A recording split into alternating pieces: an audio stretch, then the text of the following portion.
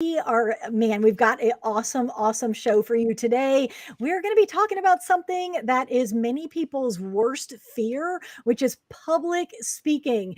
And anytime I see people in our industry that have published a great book on a solid topic, I want to bring them on and share them with my audience. So we've got Danny and David here. We are going to be talking about their brand new book, Talk It Up.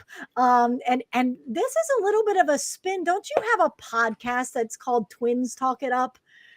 Okay. We do. And Jennifer, you've been on our program twice. Okay, but it took me saying it out loud to figure out the tie-in. So I saw the microphone, I saw the title, but now I really get it. Okay, so let me give a formal intro and then we're going to jump in a whole bunch of questions. We'll take questions from the audience as well. But if you do not know these twins, you guys are in for a huge treat today. We've got Danny Suk Brown and David Suk Brown. They are identical twins, entrepreneurs, authors, speakers, and together they do co-host the Twins Talk It Up podcast. It's a program that's focused on leadership communication strategies. Their goal is to support professionals who believe in the power of their own authentic voice, which I love. They are not trying to create little mini clones of themselves. They help you to find your own voice. Danny is the president of At Meetup, and they leverage coaching and key principles of human behavior. At Meetup is helping MSPs win new clients and transform sales. They believe that business is people. And that's why they help MSPs to reach their next level of growth. They are starting with leadership and sales. And David is the president of DSB Leadership Group. He is in my area, Greater Baltimore, Maryland, and they focus on public speaking and executive coaching. They wrote this book together. This is all about anybody who is in a leadership role in the tech space. And so this is like a tech manual for public speaking. And so I love this topic because MSPs are not always the best public speakers, and yet speaking is such a great way to be seen as a thought leader, to grow your list, to gain clients. Like there is so much magic in power and power inside of public speaking, but only if you do it halfway well. And so that's what we're going to be talking about today. I'm going to drop every once in a while the link to their book. It's a pretty easy read. What is it? 150 pages, 130 pages. You can see mine's got some notes throughout and some dog ears and some post-it notes. Recommend you get it. And we're going to be giving a very high level today. But guys, thank you so much for being with me. I appreciate it. Thank you for having us. Thank you for having us, Jennifer. A complete honor. 100%. This is such a passion of mine. And so I love talking to the two of you. You've got a wealth of knowledge. So I want to jump in with I want to talk about the fear of public speaking first. And so let me pose this one to David, and we'll kind of bounce back and forth between the two of you. But so David, the fear of public speaking, is it the number one concern? Like 75%, 77% of the public are afraid of public speaking. And so why are people so afraid? And are there any tips you have to overcome that anxiety or at least minimize it?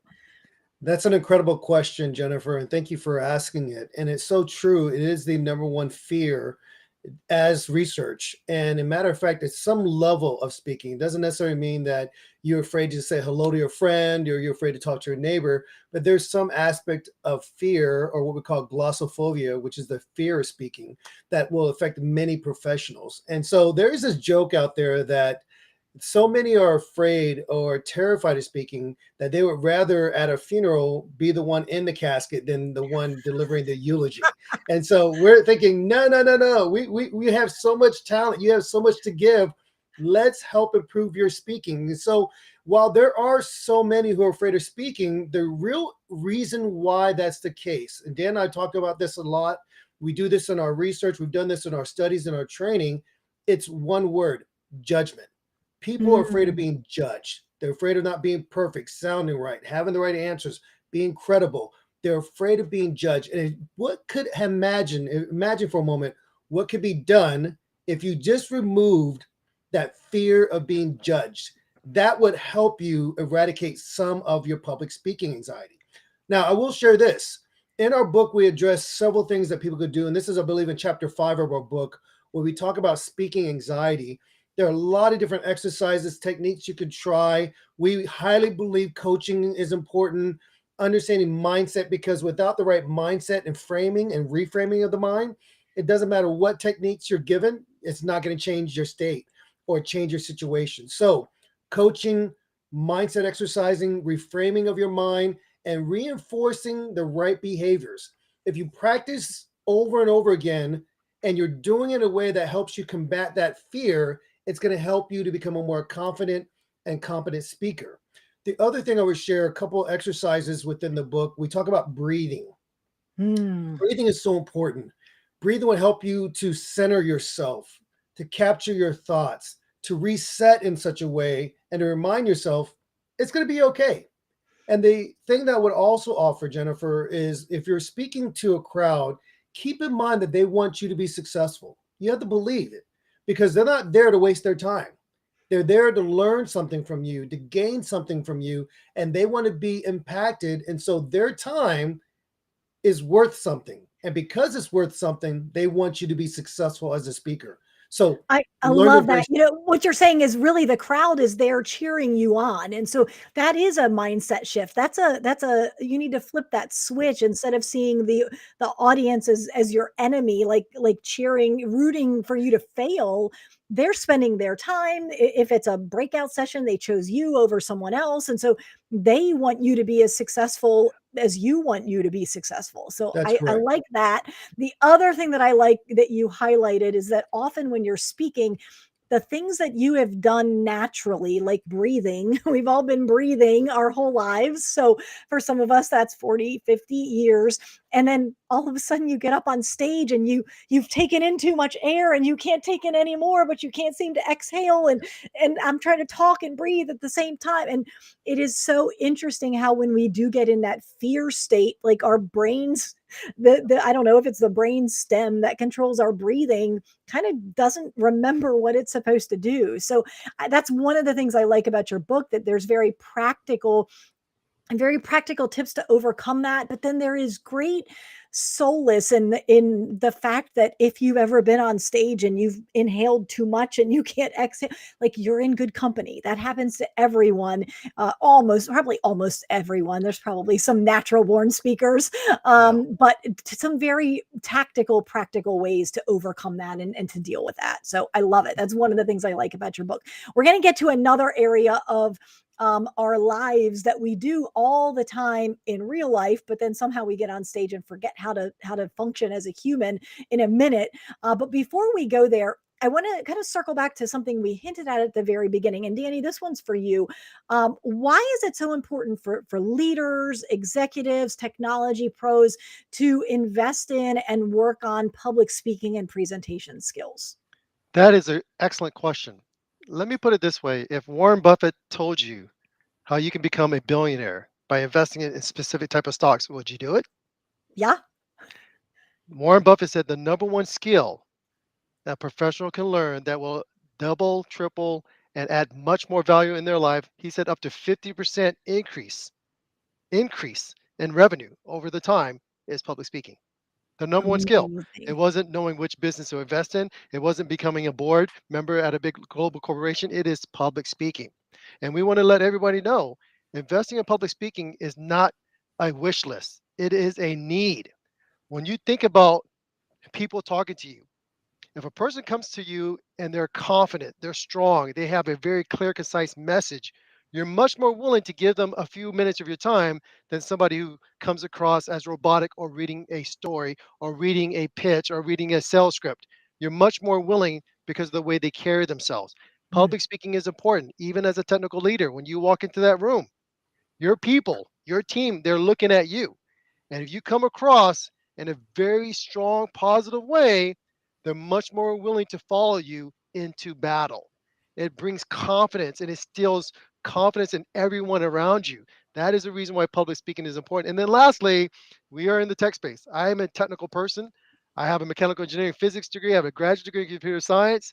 I have always been technical. But when your kid tells you, Dad, that's a rainbow out there. That's beautiful. How does that happen, Dad? And then I begin to talk about colors and prisms and how the water becomes a prism, and it separates the spectrums of the lights. And they all have different wavelengths and they all travel at different speeds. Exactly. That's how fiber optics works, because I can send multiple signals down at the same time down the pipe, and they all keep crossing it over each other because of different wavelengths. I just spoiled the moment. No more does she wish to talk to me. This is why, even for technical people, public speaking is important. Your customers don't get geek, they just don't get it. So, how can you convey a very important message, such as security, which Jennifer is an expert on? How can you convey something in a way that they can get it? This is the reason why we think public speaking is vital, important, and increases your profitability. And everybody that goes through our program, they can tell us 12 months later it has actually increased the revenue of their own company. That's so important. I love the fact that you're well, number one, you're not afraid to say, "Hey, we can help with this. Please engage with us." I love that as a salesperson. Sometimes MSPs and tech pros are a little bit afraid of sales. So, if you're watching this right now, you're seeing that in action. None of that felt slimy. None of that felt sleazy. There's a genuine desire to help.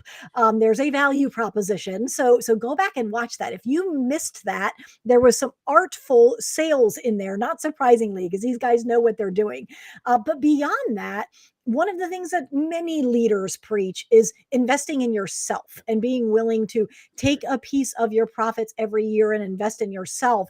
And sometimes I get the question, well, I don't know what to invest in. Like, should I learn about digital marketing? I don't want to do that. I want to delegate that to a team member. Or should I, learn about hiring? Like, I want to get big enough that I can bring on an HR team or an HR outsourced company.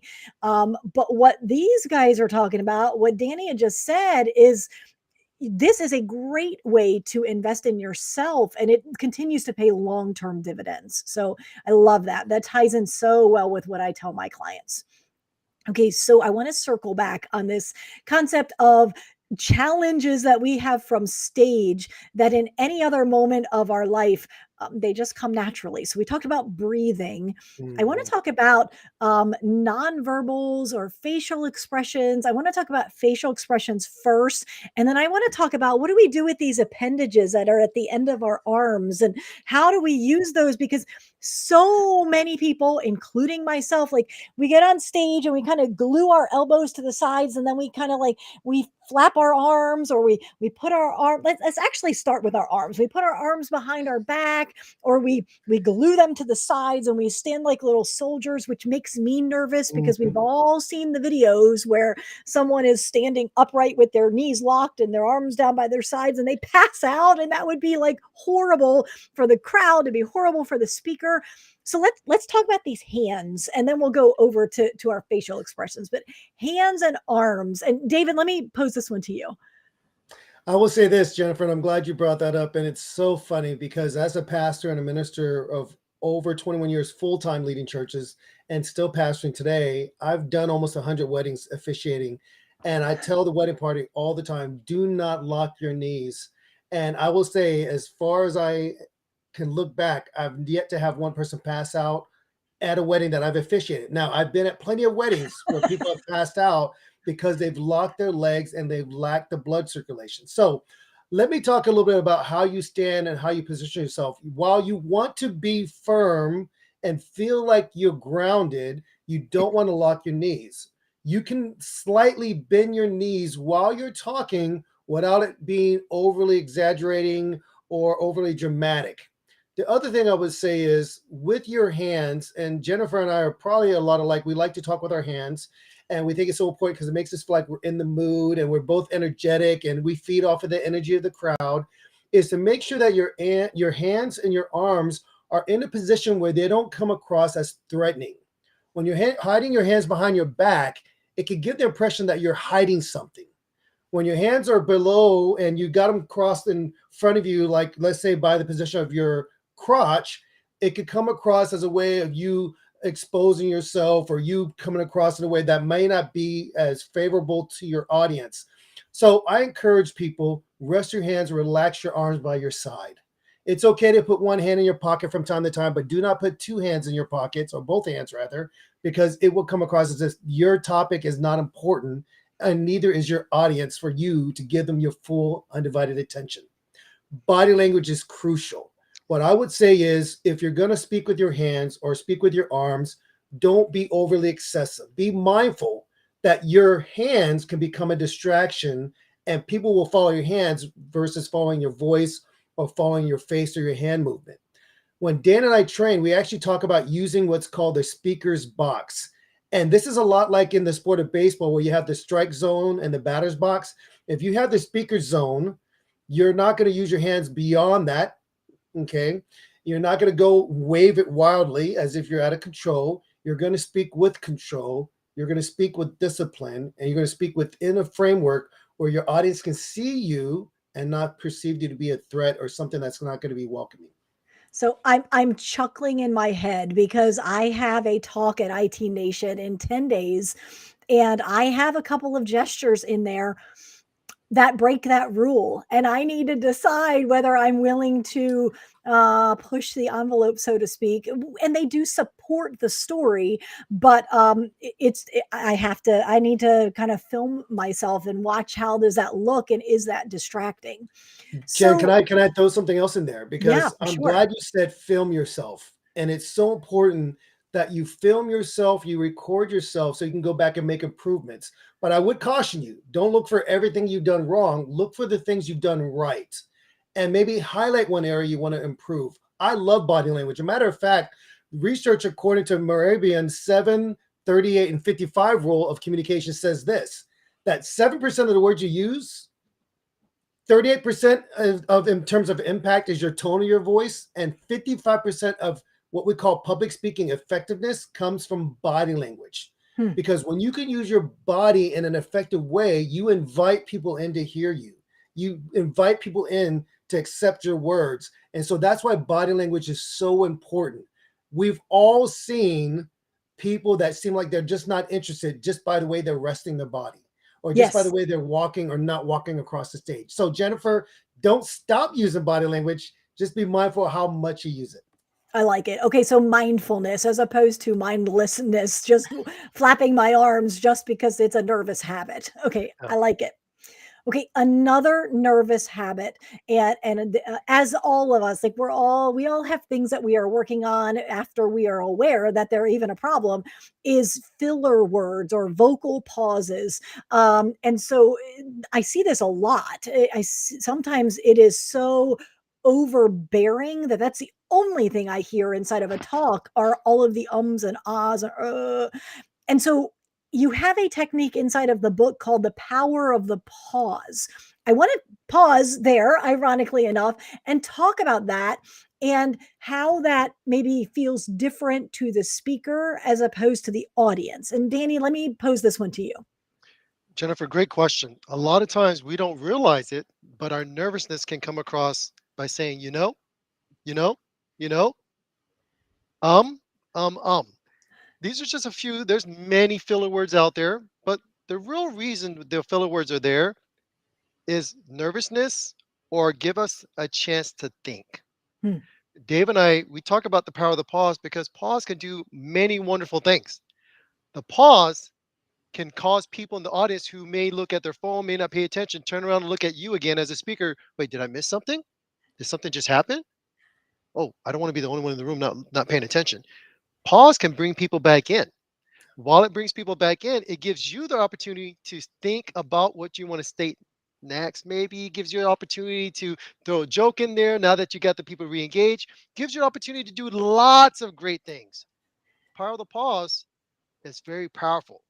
It not only gives you an opportunity to refocus your audience, it lets your audience know you are the leader and it brings credibility to you. When I'm speaking and I pause, I'm telling the audience, pay attention. Listen, focus on what I'm going to say next. The next words out of my mouth are going to be amazing and powerful. Sometimes I say pause as long as you want to. You may want to pause for a few seconds. And now they're all on their seat, looking at each other, looking at you, wondering what's going to happen. And as I said, if you do XYZ at this moment, I guarantee you, you will increase your lead flow by 2.5x by the end of today. Who's excited? Now everybody's engaged. You actually use the power of the pause to give yourself a chance to think, re-engage your audience, and now you gave them a powerful call to action. It is amazing how one thing that can cause nervousness can actually be turned into a very powerful tool. I love that. And so can we tie it into the concept of vocalized pauses, the ums and the ahs? So how do we because I use pauses all the time in my speaking. As you mentioned, I see people their attention is drifting or someone just walked in and had to say excuse me, excuse me, excuse me and step over seven people and now people are paying attention to that and not to the talk that they came to hear. So I will frequently use the pause and it's from the front of the room it's fantastic because you do everybody's heads they're looking off into space and all of a sudden they snap to attention they come right back where you want them which is on you want them paying attention to you this is your moment on stage this is your moment to shine so I love the pause for that but can you apply it to the concept of the ums and the ahs and the vocalized pauses Exactly. And I think Dave may have a good story about this one as well. I think Pauses during the time you may say, or really, will get them to start thinking to themselves, I do know, or I don't know. What's the next thing you're going to say? I love the fact that you can use pauses a lot. If you're saying mm. something repetitively, or you're saying something that could be part of your speech or part of your presentation, you can do the pause instead of a or the audience in their mind will automatically think to themselves, am I supposed to know something? Oh, should I know something? It is great to use pauses a lot. Don't just use it through your key momentum shifts. You can use it 4 or 5 times within one big sentence. It's a great tool to use all the time. I do this with my kids. I do a lot of pauses with them when I'm speaking with them. Their eyes get really big and they're looking at me. What is what do you want, Dad? What are you gonna tell me? What are you gonna tell me? This is exactly how they think. They're waiting for me. I'll say something, I'll pause in the middle of the sentence, and I'll finish the sentence, I'll say another pause, and I'll do another pause. And this continues to re-engage that active mindset. So it's very good to use it. I like that. Dave, do you have a thought on that one, right? I was going to echo you, Dan, and I appreciate you saying that. That's partly why we're, so effective as twins. It's so important to remember that it takes this habit of this filler word and you replace it with a new habit, a pause. And when you get comfortable with that, you're going to see yourself becoming more disciplined and using less and less of those filler words. And as Dan mentioned earlier, those filler words tend to rise up when we're insecure, we don't know what to say next, or when we feel like we're being thrown off our game or we lose our train of thought.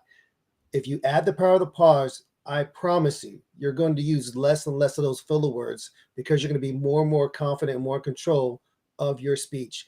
And who doesn't love coming across as someone who's intelligent, who has a grasp of their language, a grasp of their material, and is credible? So add the pause. It's going to help you to overcome those filler words. And it's interesting to me if we do like the root cause analysis, why is it that people have those vocalized pauses? It's because they don't have a solid command on the message they're trying to communicate.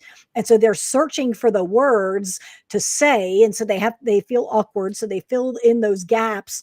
Whereas if they had put in more prep or more practice or more cycles or spoken it out loud, rehearsed it out loud, then you do the vocalized pauses in practice so that in reality in the real moment it's not quite as bad so I love that okay so let's shift to more of less stage speaking and more sales presentations and specifically speaking to decision makers c-suite executives so maybe in a sales setting maybe not maybe it's more educational but any strategies for speaking to that C-suite? And Danny, let me throw this one back to you as well.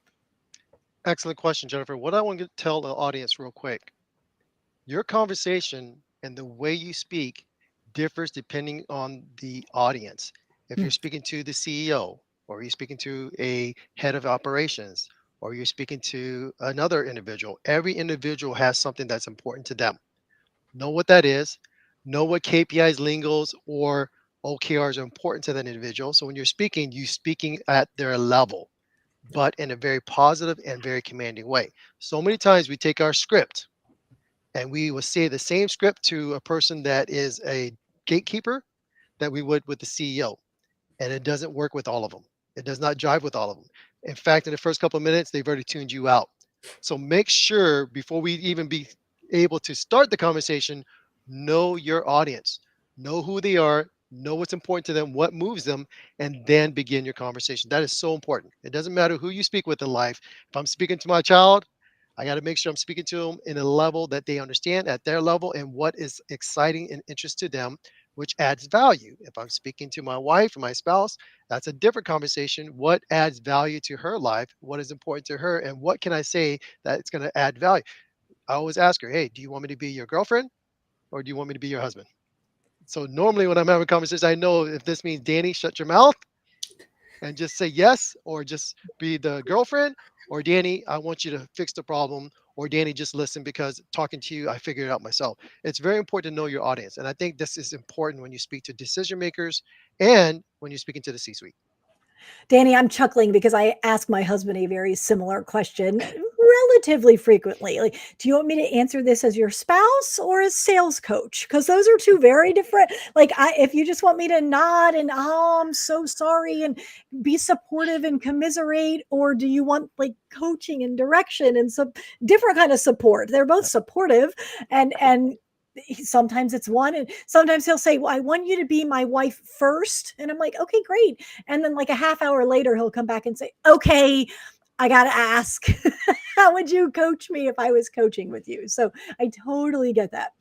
All right, so we are here chatting. If you're just joining us, we are talking about the book Talk It Up. And if that sounds familiar, because there is a podcast called Twins Talk It Up, that is not accidental. The twins have written this book. So let me drop the URL in and you can grab that on Amazon. Highly recommend this. This is for technology professionals, anyone in the tech space that wants to be better at speaking, whether that is in the conference room or on stages or lunch and learns or quarterly business reviews. All of those are public speaking opportunities.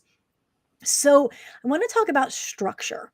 And I'm very, very curious about, and I didn't see this in the book. I gave it a heavy skim, but I'm curious because I may have missed it. I want to talk about the structure of a talk. So do you recommend having a structure, having a loose structure? Do you recommend scripting every word? What is your approach to that and your recommendation to that, especially for more of the beginners who don't have a ton of experience speaking? And David, I think that one's probably good for you to speak to. That's an excellent question, Jennifer. And it's actually in the book, chapter 6, and the title is Say It in a Sentence, Create and Structure.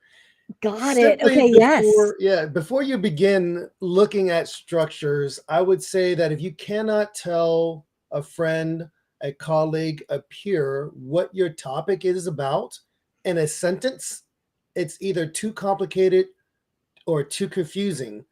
And if you don't have that grasp, you're generally going to lead to a structure or create an outline that's going to lead you down a path that's not going to be beneficial to you or to your audience.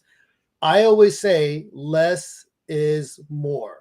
Hmm. So keep it simple and you can expound on that. Now, there goes the old adage that if you're making a sandwich, okay, you have two pieces of bread or what have you, and then the meat and the cheese and everything in the middle.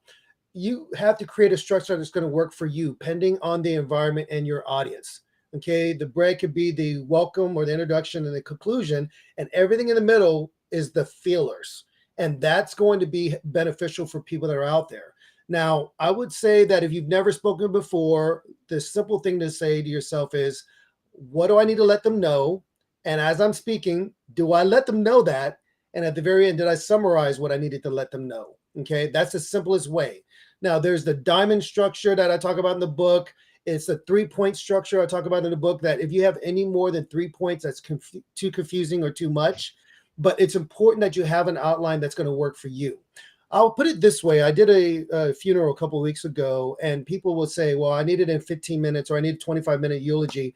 I know because I've done so many of them, or I've done so many weddings, I've done so many workshops and conferences that when I prepare my outline, I know how long that outline needs to be in order to fill 40 minutes. That's because I've done so many of them.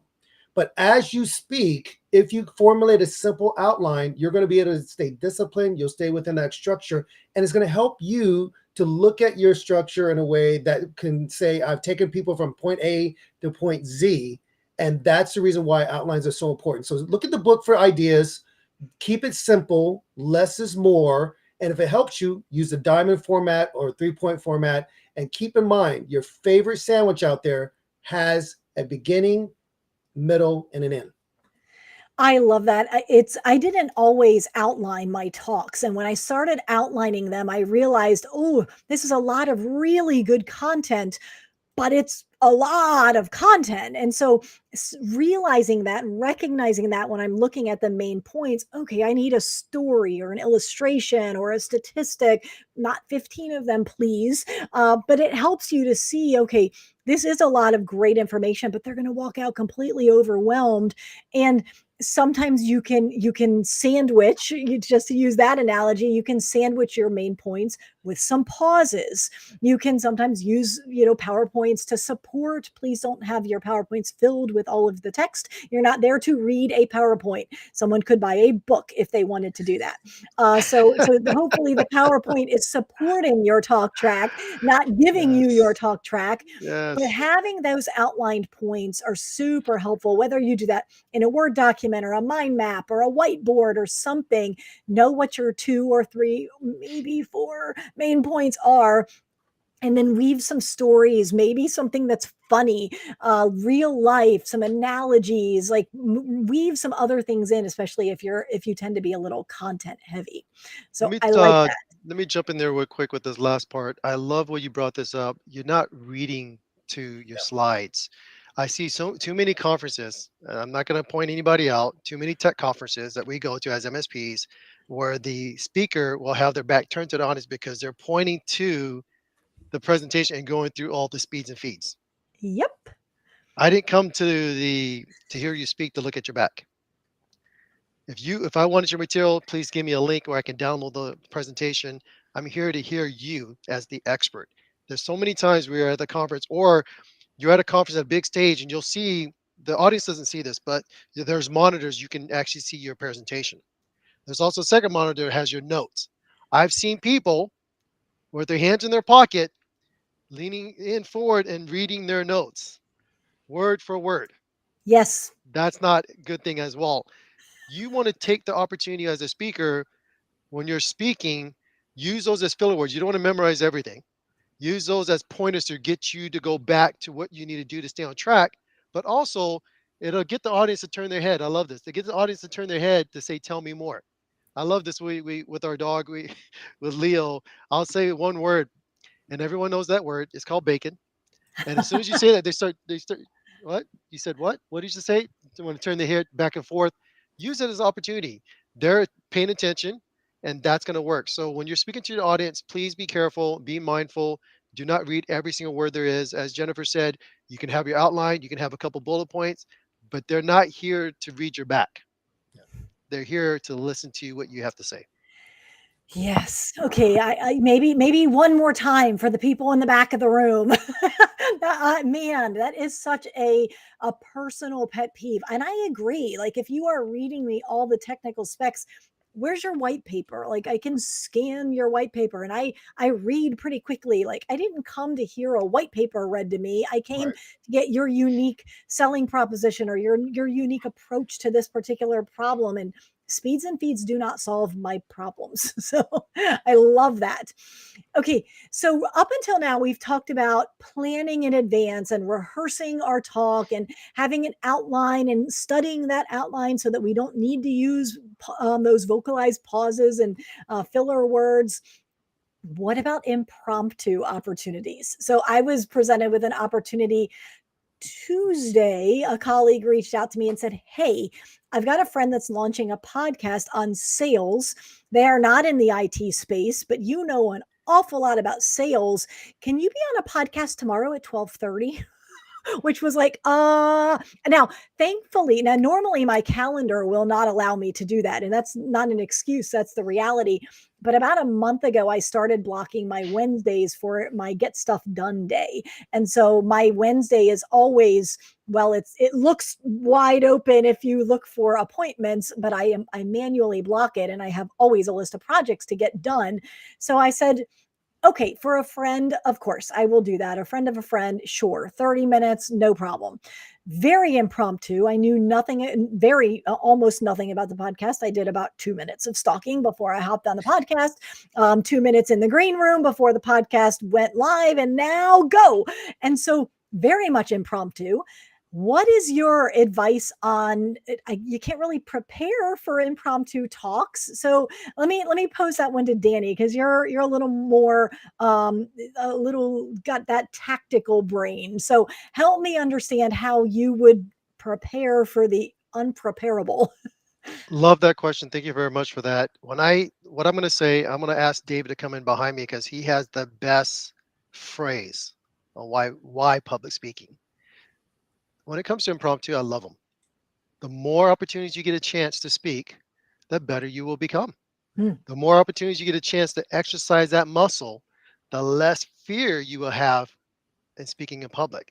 If you have an opportunity to do podcasts, jump on as many as possible. It will actually help you with the transition to doing it live, to doing it in front of people, to doing it on a stage. So take every chance you can get, volunteer, be the person in your peer groups. If you're a part of a MSP peer group, volunteer to be the speaker, volunteer to lead, volunteer to speak on behalf of your team, on behalf of your group.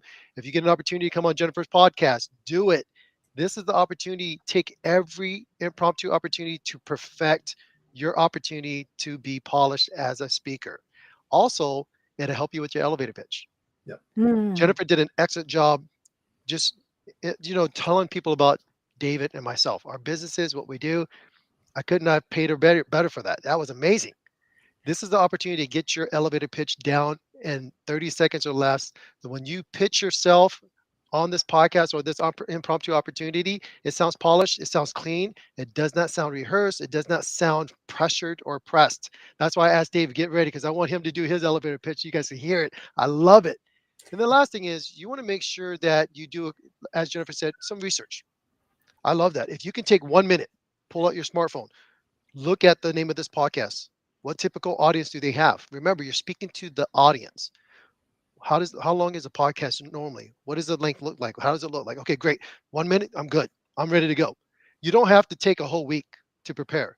It could literally be, Danny, our speaker didn't show up. Can you go on stage and do a presentation? I know we don't have PowerPoint slides. You're just going to go solo. Great. Tell me a little bit about the audience. Well, I don't really have time. Okay, let me look it up on my phone while I'm walking to the stage. Yes. That Eh, opportunity fell in my eh, lap last year at an event. I was sponsoring the event, and they had someone drop out at the last minute. COVID was still very much a concern, and somebody was exposed or got sick or had symptoms or something, would not get on the flight, rightfully so. But now, as an event organizer, they had a 30 or 40-minute spot to fill, and they actually said, Jennifer, you're on podcasts all the time. You do webinars, you've spoken at events.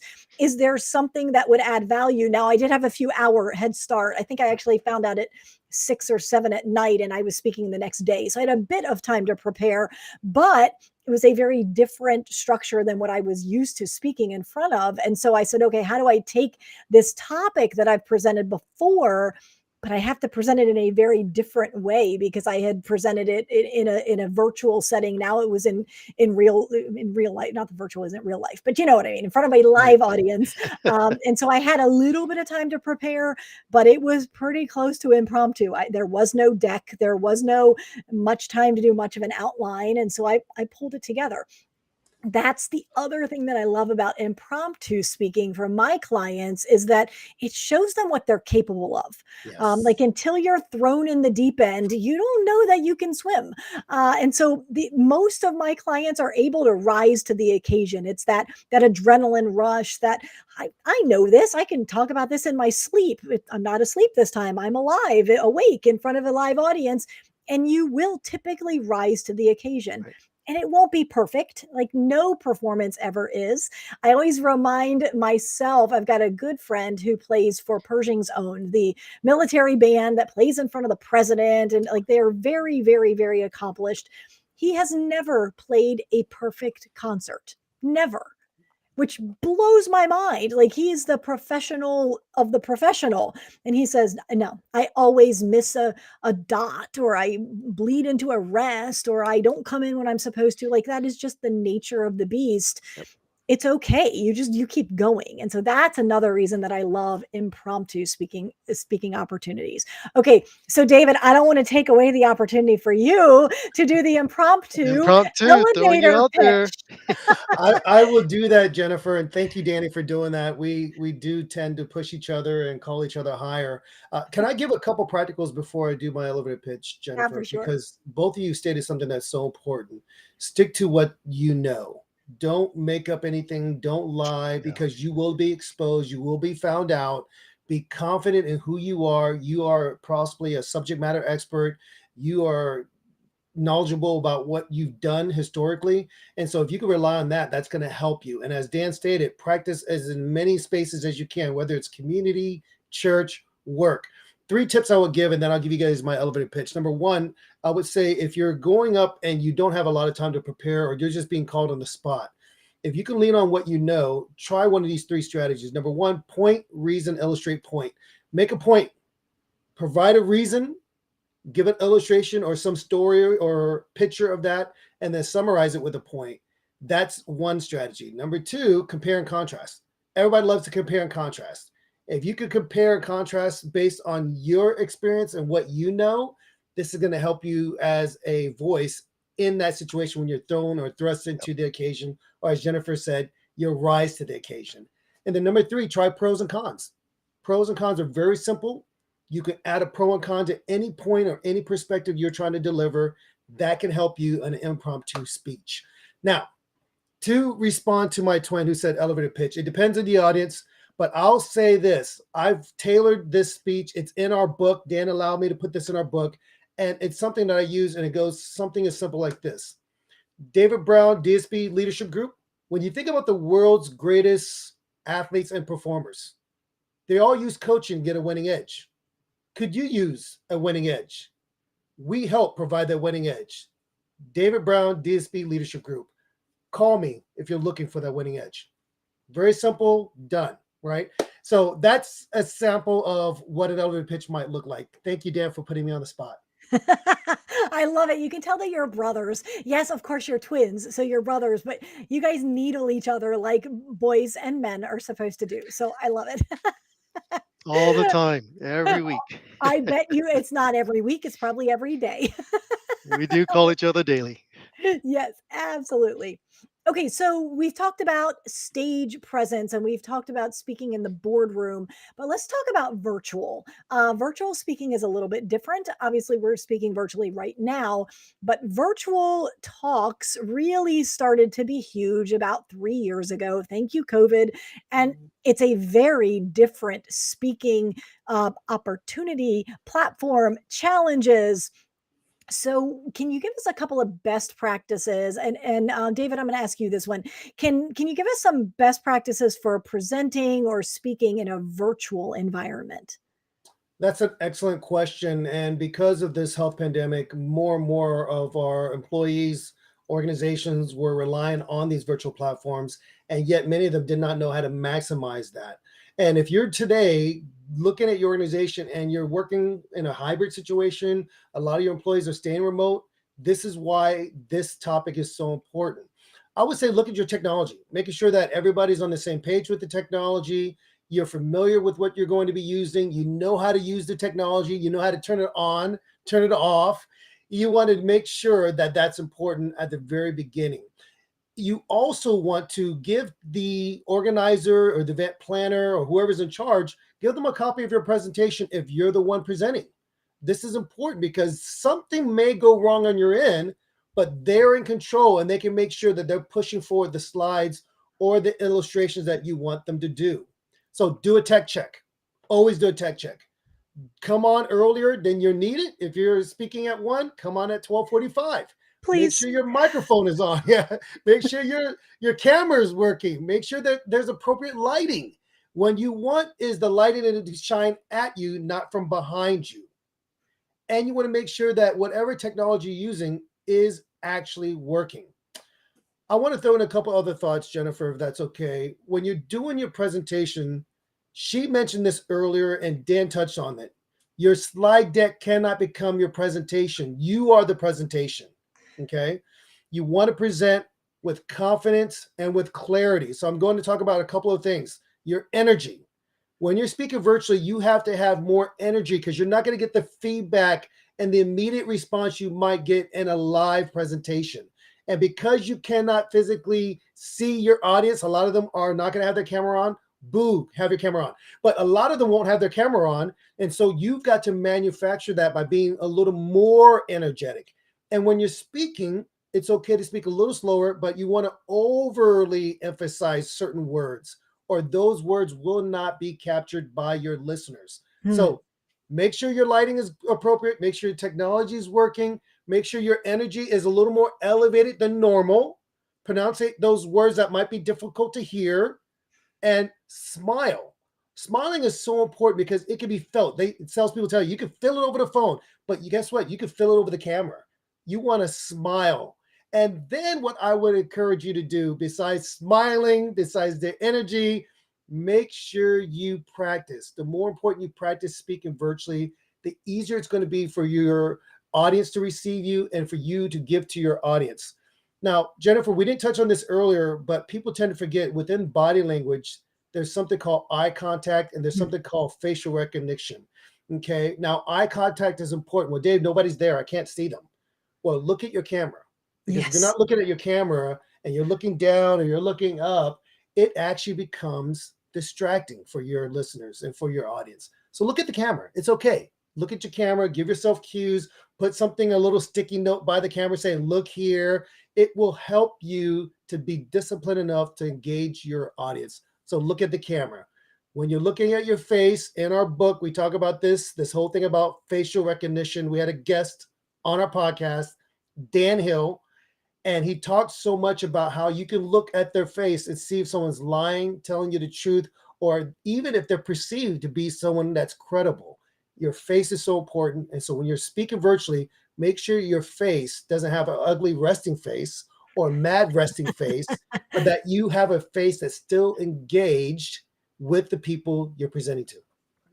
Amazing. I love it. Such great virtual tips. And the other there's man, there it's a different it is a different beast. And so I've got a coach that recommended that you try to ask an icebreaker question early on. And I've seen people do like, what city are you calling in from? Or, are you doing anything special this weekend? Or something that you would to pull the audience in, that is easy to do in real life, but so much harder to do virtually. And so that is a tough transition, especially if you've got experienced speakers and all of a sudden they're thrust into a virtual world. It's a very different world. And it is difficult you do have to generate almost twice as much energy and emotion and excitement. And I find myself much more worn out after a 45-minute virtual session as opposed to a 45-minute live session. I'm still a little bit tired because you expend energy, but I'm also jazzed. And I don't get that same jazzed feeling from a virtual audience. I think it's just because I'm not seeing the nodding, I'm not seeing the note taking, I'm not seeing people like elbow the partner that's sitting next to them, like, we need to go back and tell the office that. Like, you don't get that feedback. So I think you're giving and giving and giving, and you're not getting anything to fill yourself back up with in a virtual setting. So bringing that energy is probably more important than you realize. Okay. Definitely. So what's next? You've got a podcast, you've got a book. Like, what are you going to buy a private island or something? Like, what's coming next? What's the next big thing? I think David would be doing more collaboration with Jennifer, believe it or not. I love That's it. what's next. Let's go buy a private island together. There you go. I hear that somebody that owns Oracle has a private island. We could probably take that under from him. Excellent. Good. What The, else? the Any other other thing I would add, books? the other thing I would add, Jennifer, and by the way, thank you for this platform and giving us an opportunity to speak. And yes, for the listeners out there, Jennifer and I are going to be collaborating on producing and presenting content that's going to help her clients. But for Dan and I, what we're doing, what's next, we actually have two more books we're being working on. And all three of these books reflect areas of our business. The first book with public speaking is something that we train on and we teach on, we speak on at conferences. The second book is designed to help not just HR directors and COOs, but the general employee. How do they find their voice at work? And so that's the second book. and it's called Identically Opposite. And so it's still built around our identity. Imagine growing up with an identical twin and you don't know who has the more dominant voice, who should be speaking, who should be leading. So we put a lot of that in that book. And then the third book that's coming out is called Puppet CEO. So we're working on coaching and helping leaders and teaching them how to let go of the challenges or the things that hold them back and help them to speak forward with confidence and clarity. And the most interesting thing for me, Jennifer, in terms of what's next for my brother and I, is taking the stage together. We both speak at conferences, but we don't often get an opportunity to speak together. And so Right. we do have a speech called Identically Opposite that I would love to be able to have my twin and I share the stage at the same time. That would be amazing. Make sure I get the synopsis of that talk because there might be an opportunity for you to come speak at my event in June in Orlando. So let's definitely talk about that. We've got a lot to talk about. We're going to have a very long agenda when we speak in a couple weeks. So I love that. Okay. So any offering or promo? Obviously you've got the book, but Danny, Yes. anything up your sleeve that you're willing to share with the group? I am so glad you brought that up. Any fans of Jennifer's, we have created a promo code BLEAM25. If you use Like it. that, you will get 25% off our book and 25% off any of our courses that we have. We have a great online curriculum, online courses. I'm excited about the future because some of you guys are part of big groups or certain tools that you use for your everyday business. We're actually creating some of our products to put into their marketplace that you will be able to use. And with some of these OEMs, we also have some of our products listed as MDF funds you could use for that as well. But if you're a Nice. friend, if you're a fan of Jennifer's, please use Bleem25 to get 25% discount on our book and 25% discount on any of our courses that we have made available.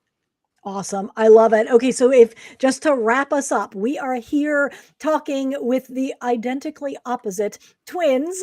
Talk It Up is their newest book. This is all about speaking, public speaking, speaking virtually. It's about for executives, technology pros, MSPs, TSPs, how to speak more effectively, how to breathe on stage, how to use these crazy limbs that God gave us that for some reason we get on stage and forget what we're supposed to use them for and not use them too much.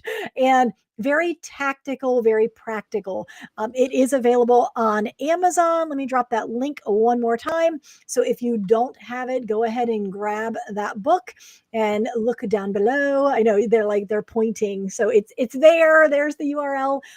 Gentlemen, thank you so much for your time. This has been amazing. I learned a ton even after doing a heavy skim of the book. I'm going to have to go back and read it again. But thank you both so much for your time and everything that you do to add value to the community. I appreciate it. Thank you so much for having us, Jennifer. I appreciate that. Thank you. Absolutely. No problem. Thanks so much. We will talk soon.